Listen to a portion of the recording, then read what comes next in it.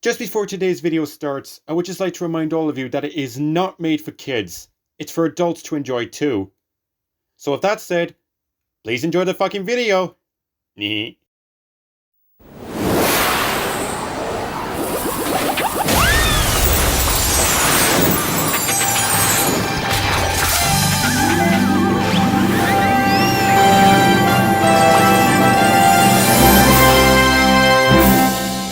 Oh no, what's the mayor going to say?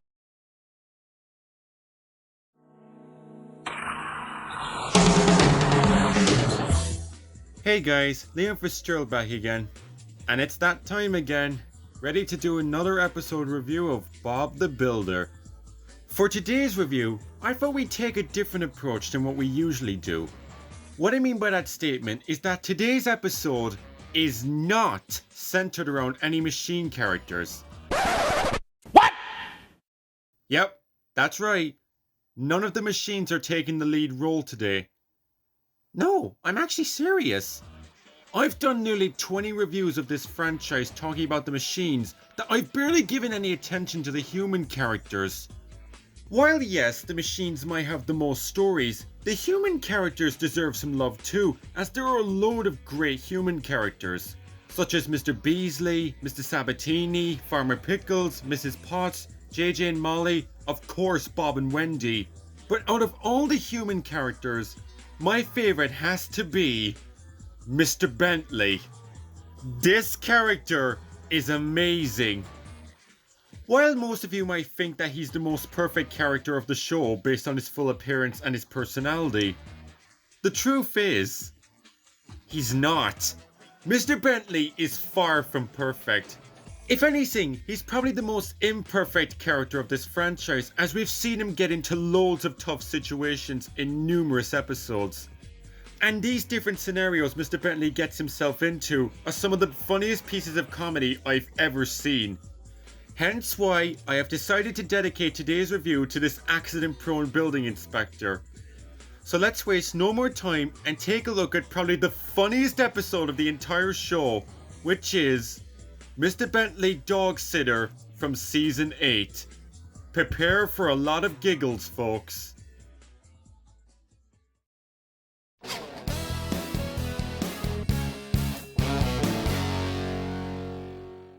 Mr. Bentley Dog Sitter is the 9th episode of Season 8.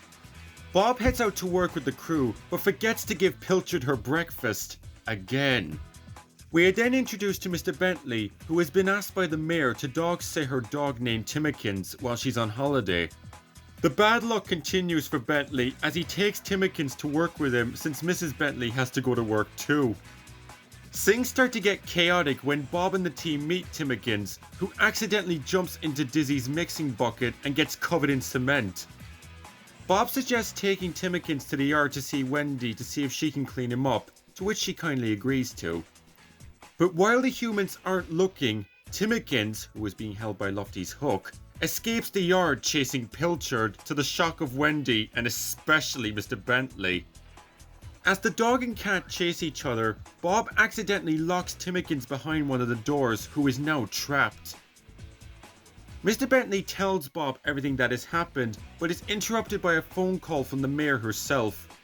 Now stay tuned, folks. I have quite a bit to say about this scenario later.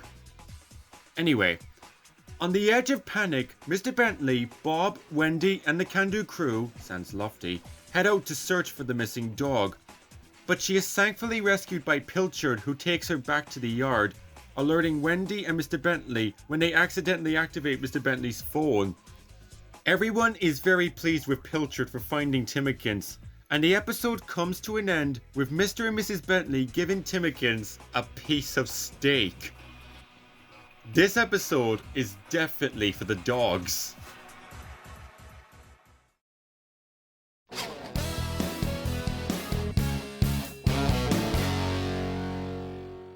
This episode gives me strong Hanna-Barbera vibes. It truly does. Mr. Bentley Dog Sitter is undoubtedly the funniest episode of this franchise. I kid you not. I think it's way funnier than Dizzy's statues. Where do I even begin with this episode? I'll save the big element for last as I've quite a lot to discuss with it, so I'll start this review off by talking about Mr. Bentley himself. God, I felt so sorry for this man throughout this episode that I honestly couldn't help but laugh. All this guy wants to do is go about his day doing his inspecting job, but instead becomes a nervous wreck trying to take care of a dog. This episode truly shows that looking after pets is not easy at all, and you need to look after them carefully. Take it from me. My pets may drive me and my family insane from time to time, but we love them dearly and we wouldn't change them at all. Anyway, back to Mr. Bentley. When Timmikins escapes the yard, he's first annoyed about what has happened, but as soon as Bunty Ferguson calls him on the phone, he goes into full panic mode. Again, keep this scene in mind. Coming to the end of the episode, Mr. Bentley slowly comes back to normal as everything slowly gets resolved thanks to Pilchard and Lofty. And he even lets Timmikins sit in his favourite chair at the end of the episode, which is really sweet to watch. I applaud Jimmy Hibbert for writing this episode and showing that even the most intelligent characters can face tough situations.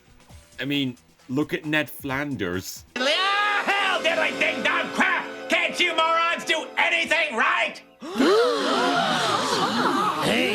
So overall, Mr. Bentley's portrayal here was really good and shows that he's not entirely perfect. Remember what Courage the Cowardly Dog taught us, folks. There's no such thing as perfect. Pilchard is another character who I think deserves a mention too, as while she may not have done much here, she had a pretty good role to play. I loved the callback to Pilchard's breakfast at the start of the episode. Bob really needs to pay more attention to his surroundings, doesn't he?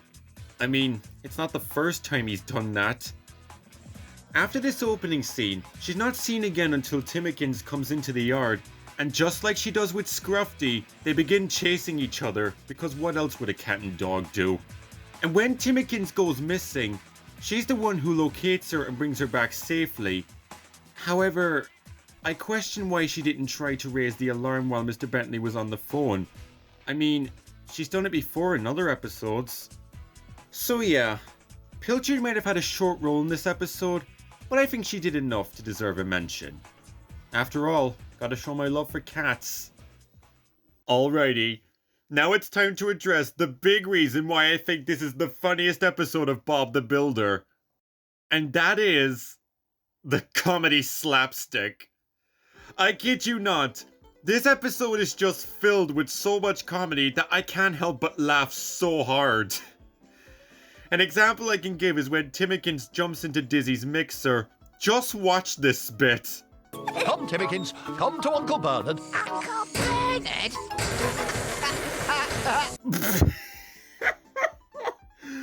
The way Muck and Scoop both snicker at the name Uncle Bernard just has me in giggles. A great example of their friendship in a positive view. I am calm. I've just got rather a busy day, that's all. Yeah, sure you are, Uncle Bernard. Sorry, I couldn't resist. But I think the biggest piece of comedy comes from the telephone scene. Oh my god, this scene is freaking hilarious. This is one of Rob Rackstraw's best performances. He truly gives Mr. Bentley that calm yet anxious sounding voice. But this bit is what broke me. Try not to laugh too hard, folks. You want to speak to him? I mean, yes, of course, yes. Yeah. Come here, Timmikins. Mummy wants to talk to you.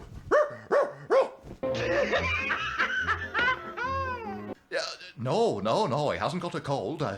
He's fine. Aren't you, boy? Oh, must be a bad line or something. Bye.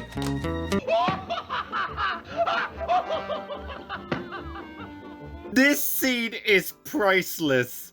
The way he barks like a dog and the mayor asking if her dog has a cold just has me in tears. God, I love Mr. Bentley. Okay. Let's calm down and finish this review. While I do find the scene with Lofty and the animals kind of amusing, I can relate to him being anxious with a dog, as growing up I used to be terrified of dogs, especially big ones like Spike from Tom and Jerry. I'm sure there are a lot of people out there that are also terrified of dogs, and that's quite a normal phobia to have. I mean, with dogs, you have to treat them right, because if you don't, they might try to hurt you. But my Jack Russell Jock helped me conquer my fear, and since then, while I'm still anxious around them, I'm not as scared of them as I used to be when I was a child. So yeah, thank you, Jock. Love you, boy.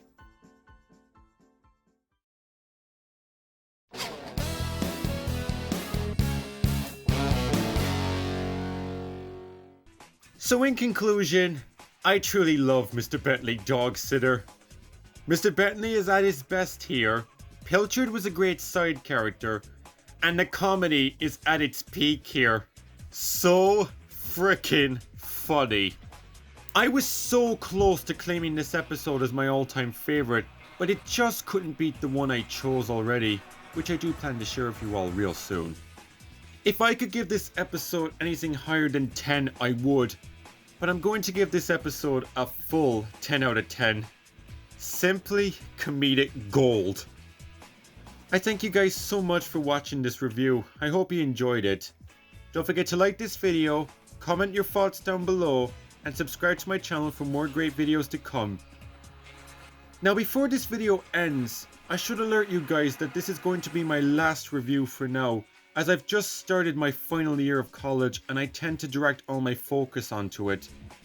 So it probably won't be until Halloween or Christmas till I do another review, but we'll wait and see what happens. But nevertheless, I hope you guys enjoyed today's review, and until I see you again, this is Liam Fitzgerald, signing off. See you real soon!